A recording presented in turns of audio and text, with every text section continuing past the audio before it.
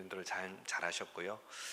우리 권사님들 주일 오후에 또 우리 장립집사님들 주일 오후 예배에 대표기도를 이렇게 순번을 돌아가면서 하시는데 미리 잘 준비하시고 빠지지 마시길 바랍니다.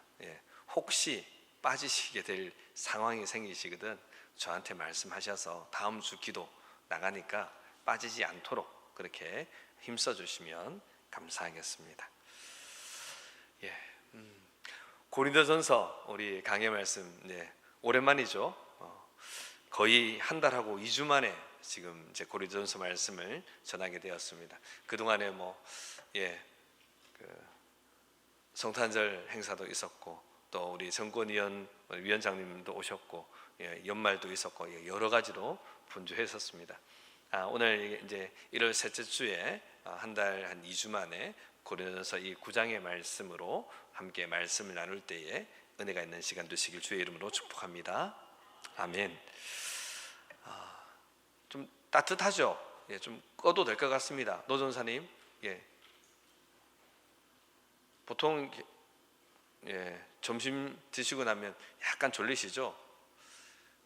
제가 총무부서 많이 해봤거든요. 교육자 오래 했잖아요. 그래서 재밌는 건요, 따뜻해도 주무시고 추워도 주무시고 따뜻하면 따뜻한 대로 따뜻하니까 평안하게 주무시고 추우니까 웅크리고 주무시고 그리고 예배 자리 나오신 건 좋으신데 안 졸도록 노력하시면 좋겠습니다. 옆에 분들에게 인사합시다. 졸지 맙시다. 말씀 듣고 은혜 받읍시다. 홀로 있는 분들이 위험해요. 짝지 옆에 꼭 같이 계시고 그렇게 하시면 옆자리에 두 분씩 앉으시면 좋겠습니다. 하나 더 제가 분명히 송구 영신 예배 때 말씀드렸어요. 뒷자리에 무슨 자리? 너무 원색적입니까? 잊어먹으셨어요? 뒷자리에 무슨 자리?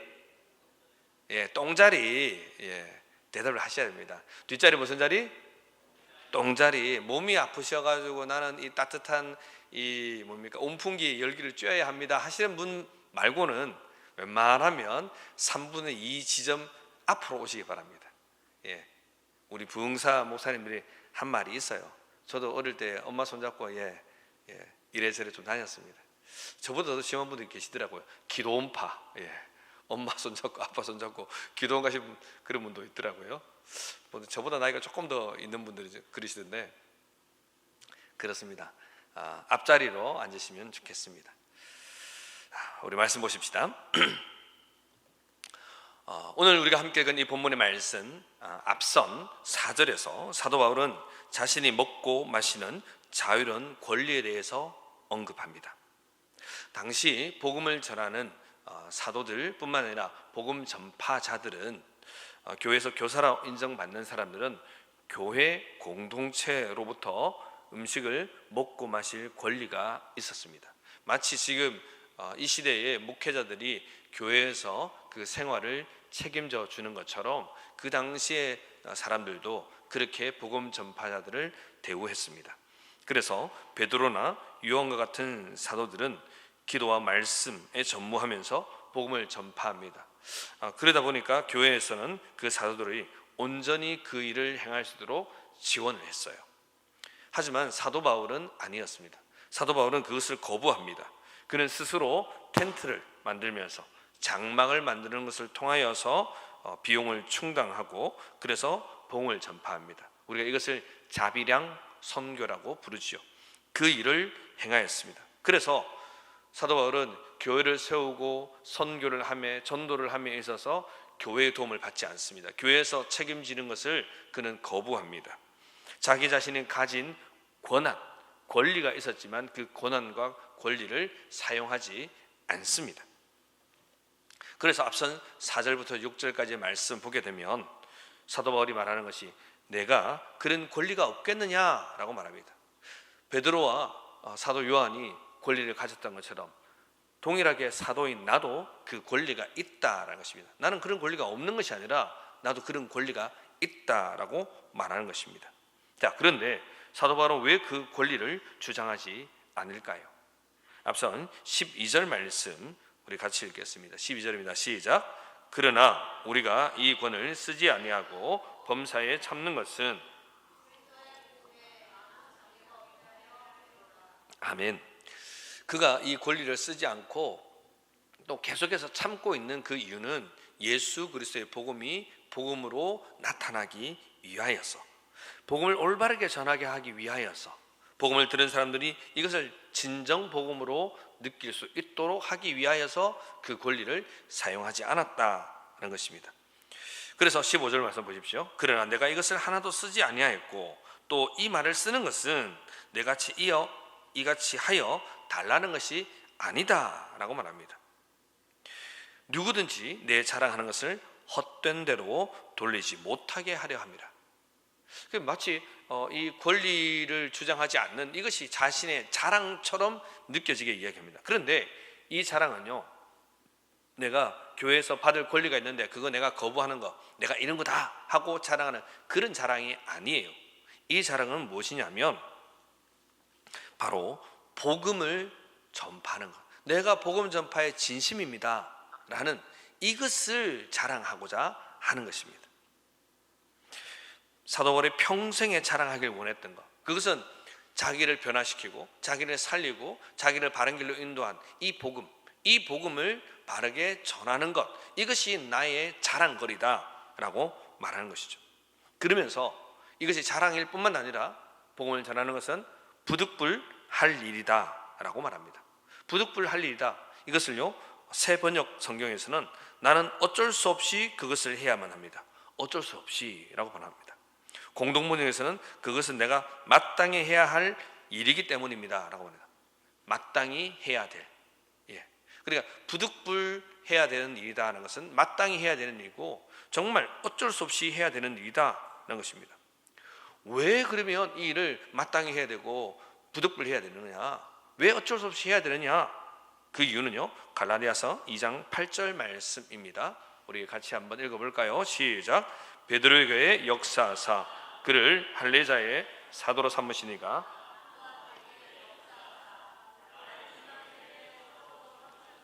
아멘.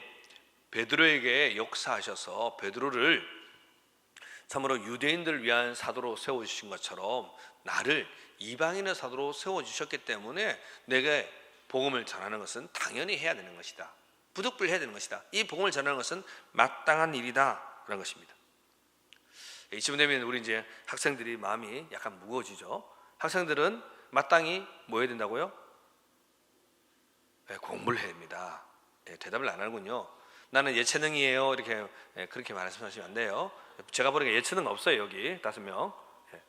학생들은 뭐 해야 된다고요? 마땅히 뭐라고요?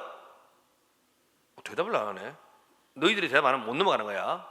설교 끝이 나지 않아. 이제 2페이지인데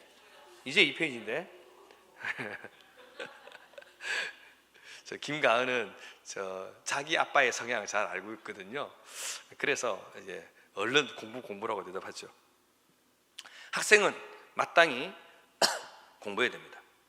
직장인들은 마땅히 자기가 속한 직장에 출근해서 일해야 합니다. 남편들은 당연히 가장으로서 또 바깥일을 해야 되죠. 그래서 가정을 건사해야 됩니다.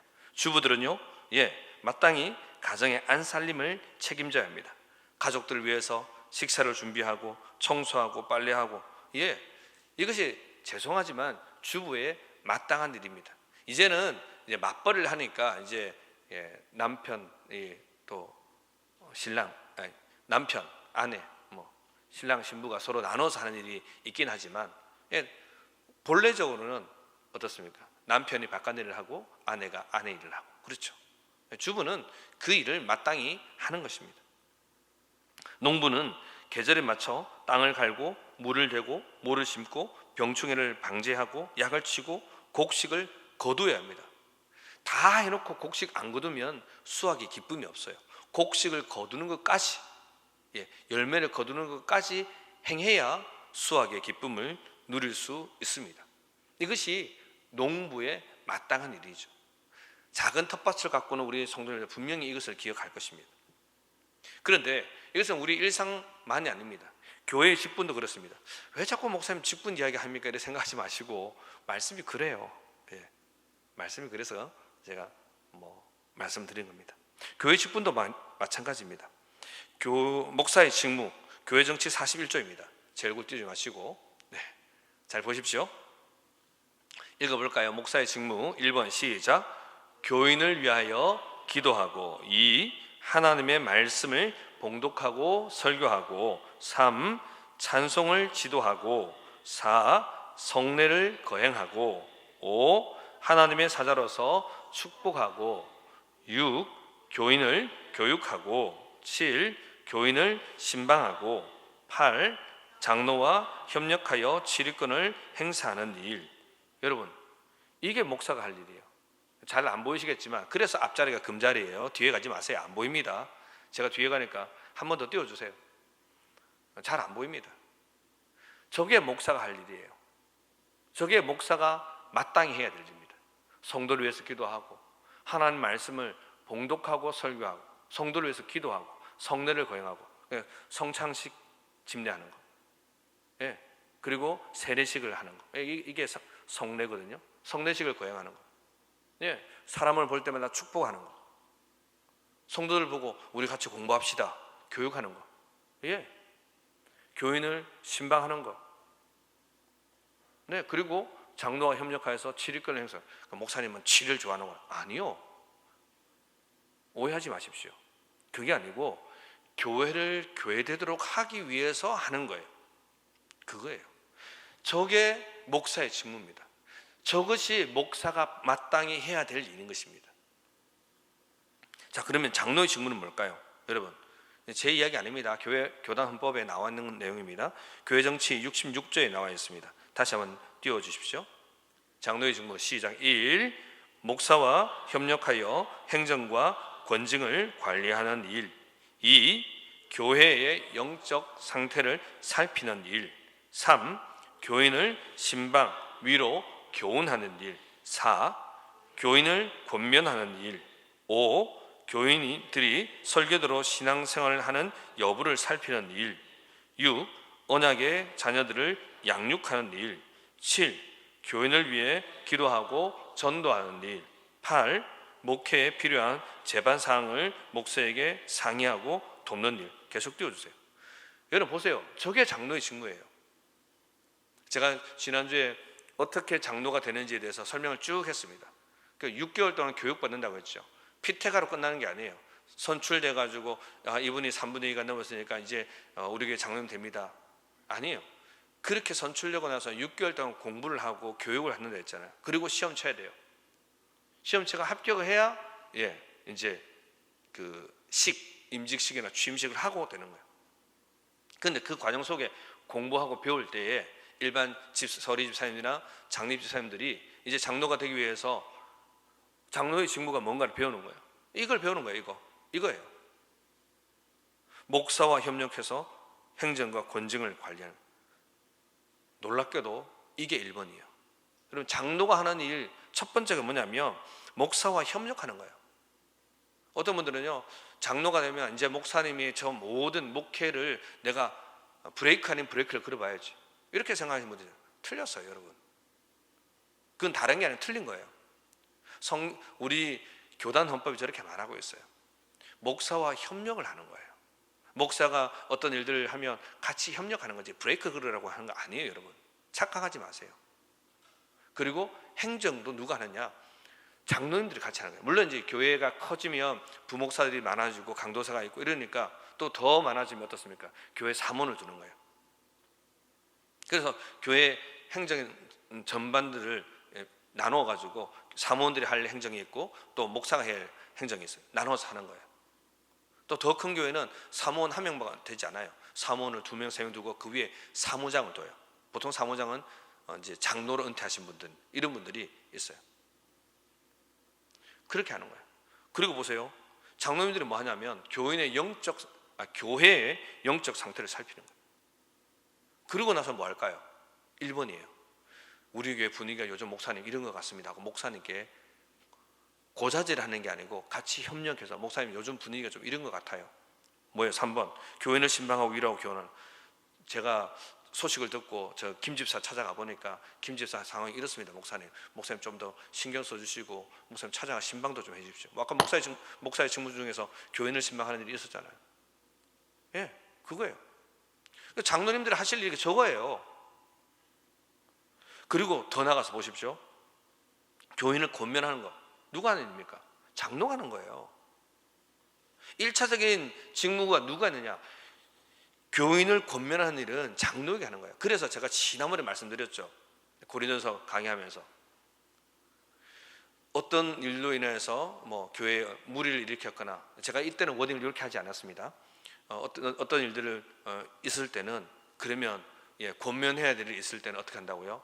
그분을 교회 당회로 부르거나 여러 사람 있는 데서, 그러니까 여러 사람이라서는 목사님과 시무 장로님들 있는 자리에 그 해당 집사님, 권사님, 뭐 장로님 불러가지고 집사님 이런 이야기하고 이렇게 했는데 이것은 바라지 않습니다 라고 권면하는 거예요. 이렇게 하는 경우가 있고요. 또 하나는 그 권면하는 것을 목사님께 일임하는 거예요. 담임 목사님께. 그러면 목사님이 그 집사님을 따로 만나시는 거예요. 신방을 하시든 뭐 식사를 하시든 교회로 부르시든 그렇게 하는 거예요. 그래서 목사님이 권면하시는 거예요. 또 하나는 뭐냐면 이렇게 권면해야 되는데, 그러면 수장로인 우리 뭐 김 장로님이 가십시오. 아니면 이 교구는 우리 이 장로님 교구니까 이 장로님이 가는 게 좋겠습니다 하고 장로님 한 명을 대표로 보내는 거예요. 이거예요. 교인을 권면하는 거 장로님이 하시는 거예요. 더 나가서 보십시오. 교인들이 설교대로, 목사가 설교한 그대로 신앙생활 잘하고 있는가? 여러분, 그러니까 구역 모임 하면 뭐 해야 됩니까? 기간 모임 하면 뭐 해야 됩니까? 목사님이 지난주 오늘 말씀했는데, 오늘 오전에 이런 말씀했는데, 수요일에 이런 말씀했는데 여러분 어떻게 살고 있습니까? 여러분, 그 이야기를 서로 나누셔야 되는 거예요. 물론 우리의 먹고 사는 이야기도 하고 또 그동안 어떤 일도 있었는지 나눠야죠. 근데 그것만 하고 끝나면 되는 게 아니라는 거예요. 장로님들이 이 말씀을 하셔야 돼요. 혹시 여러분들 중에 장로에 대한 소망이 있는 분 계십니까? 그러면요, 내가 저런 것을 잘 감당하는 장로가 되리라 마음 먹으셔야 됩니다. 그렇게 기도하셔야 돼요. 언약의 자녀들, 뭐예요? 어린 자녀들입니다. 유초등부 친구들, 유치부 초등부 친구들이 잘 자라도록 양육하는 거. 그러니까 장로는 약간 뒷짐지고 나는 이제 교사 이제 그만해. 아니에요. 제가 한번 말씀드렸잖아요. 지나왔던 교회 중에 한 분 장로님은요, 정말 이렇게 말씀하시는 걸 들었어요. 목사님, 제가 큰 힘은 안 되겠지만 그래도 제가 힘이 닿는 한 제가 초등부 옆에서 제가 부장은 안 해도 옆에서 목사님 돕겠습니다. 교사들 돕고 하겠습니다. 그분이 얼마나 잘생긴지 몰라요. 진짜 모든 교인들이 다 존경했어요. 뭐 지금 제가 연락이 끊어졌어요. 제가 10년 전에 양주 10년 넘었죠. 양주에서 제가 대구로 이사 올 때 전화가 한번 왔어요. 목사님 잘 계십니까? 그 말씀 하시더라고요. 너무 반갑게 통화했는데 그때 이제 본인 은퇴하신다고 그러시더라고요. 지금 아마 70 한 중반쯤 되셨을 거예요. 모든 성도들이 다 존경했어요. 좋아하는 게 아니고 좋아하고 존경했어요. 왜냐하면 그 일을 그렇게 하셨거든요. 정말 저렇게 하셨어요. 언약의 자를 양육하고 교인들을 위해서 기도하시고 그러셨어요. 여러분, 장로의 직무가 이거예요. 어찌 보면 목사의 직무보다 더 합니다. 여러분, 그러니까 뭐입니까? 여러분들은, 그러니까 지금 이 자리에 계시는 우리 집사님들, 권사님들, 우리 성도님들, 우리 청년들은요, 장로님들을 위해서 기도해야 되는 거예요. 장로님들이 장로의 직을 잘 감당하도록 기도해 주셔야 되는 거예요. 그리고 어떻습니까? 목회에 필요한 제사상을 목사하고 상의하고 돕는다. 이렇게 합니다. 그게 장로의 직무다 라고 말씀하고 있어요. 교회 행정, 교회 안의 권징, 이건요 다른 게 아니고 교회로 세우기 위한 거예요. 저 장로님은 당에 들어가더니 무조건 치림한다, 뭐 치리를 주장했다, 저분이 먼저 말했다. 여러분, 그렇게 오해하시면 안 돼요. 우리가 말할 때에 그 한 사람이 그 한마디 하기까지 얼마나 신중하게 해야 하는가. 우리는 여러분 그래서 기도해야 되는 거예요. 제가 우리 기도의 시간에 당회를 위해서 기도해 주십시오 라고 말씀드렸잖아요. 그런 맥락이에요. 집사의 직무에 대해서는 교회 정치 77조에서 이렇게 말합니다. 보십시오. 시작. 집사는 당회의 지도 아래 교회의 봉사와 교회의 서무, 회계와 구제에 관한 사무를 담당한다. 예, 아주 좀 간단하지만 중요한 일들을 많이 합니다. 그렇죠? 교회 봉사, 교회 서무, 회계, 구제. 예, 그래서 뭐합니까? 장립사님들 주로 재정도 많이 보는 거예요. 재정위원장 장로 따로 계시긴 하지만 다 그런 거예요.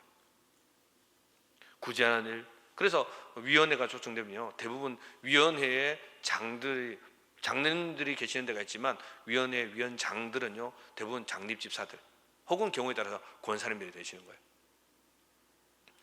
그런데 이 장립사님들이 해야 될 일은 뭐냐면, 이런 일을 행할 때 잘 보세요. 당회의 지도 아래입니다. 여러분, 그래서 당회가 중요한 거예요. 당회가 엉뚱하게 지도하면 안 되잖아요. 목사와 장로들이 똑바로 지도해야 되잖아요. 여러분, 똑바로 지도 안 하면 산으로 가는 거예요. 교회는 이상해지는 겁니다. 그래서 여러분은 당회를 위해서 기도하셔야 됩니다. 제가 지난주 재직 헌신 예배 드릴 때 말씀드렸잖아요. 싫어하라고. 그 목사님이 너무너무 다 좋은데 딱 하나 안 되는 게 있어가지고, 그죠?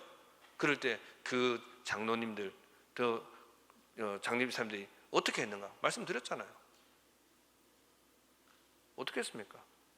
그 목사님 설교를 잘 하시든지 다른 교회에서 모셔가시든지 그랬어요. 싫어해요. 그만큼 당회가 중요하다는 거예요. 권사의 직무 보십시오. 교회 정치 86조에 나옵니다. 같이 읽어볼까요? 시작. 권사는 당회의 지도 아래 교인 신방하되 특히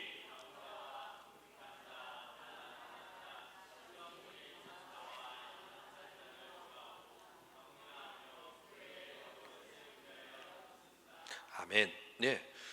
그래서 약간 성격이 이 권사의 직무가 이 장로의 직무와 비슷한 부분이 있습니다. 그죠? 환난 당하고 시험 중에 있는 자, 병자, 궁핍한 자, 이런 사람들을 위로하고 격려하며, 장로들도 위로하고 격려하고 신방한다 돼 있잖아요. 그래서 우리 교단에서는 여자 장로는 없어요. 우리 고신교단, 합동교단, 합신교단에는 여자 장로는 없어요. 그 통합에 가면 여자 장로님 있죠. 남자 권사님도 있어요. 그런데 권사님들이 할 일이 뭐냐? 병자, 연약한 자, 시험 중에 있는 자들 신방하는 거예요. 격려하는 거예요. 교회의 덕을 세우기 위해서 힘쓰는 거예요. 335 모여서 할 수 있습니다. 그런데 자기 마음대로 하는 거 아니에요. 당회의 지도를 받아야 돼요. 무슨 말인가 하면, 당회 지도 아래에서 해야 한다는 이야기는, 우리가 김 권사님, 이 권사님, 박 권사님이 김 집사님, 저 시험전 집사님을 우리가 찾아보려고 합니다. 목사님, 우리 한번 다녀와도 될까요? 묻는 거예요. 사후보고가 아니고 지도 아래니까요. 사후보고가 아니에요. 먼저 신방하고 보고하는 게 아니고, 우리가 이렇게 신방해도 되겠습니까? 라고 묻는 거예요. 그래서 제도적으로 어떤 교회는 어떻습니까? 제도적으로 어떤 교회는 신방 권사님 따로 있어요. 교회 안에서 신방 권사님 한 6분, 4분, 이분들이 돌아가면서 조를 지어가지고 합니다. 또 어떤 교회는 교구 권사님이 있습니다. 그 교구 권사님이 주어진 교구의 신방 권사님에서 역할을 하는 거예요. 그러면서 이제 해마다 돌아가는 거죠. 이제 1번, 2번, 3번 했던 그 권사님은 내년도는 좀 쉬시고 4번, 5번, 6번 우리 권사님이 그 교구 하시고, 이렇게 하는 거예요. 자기 마음대로 하는 거 아니에요. 여러분, 이것이 우리 직분자들이 마땅히 행할 바입니다. 남녀 서리 집사님들 당연하죠. 권찰님도 하실 일 당연히 있습니다.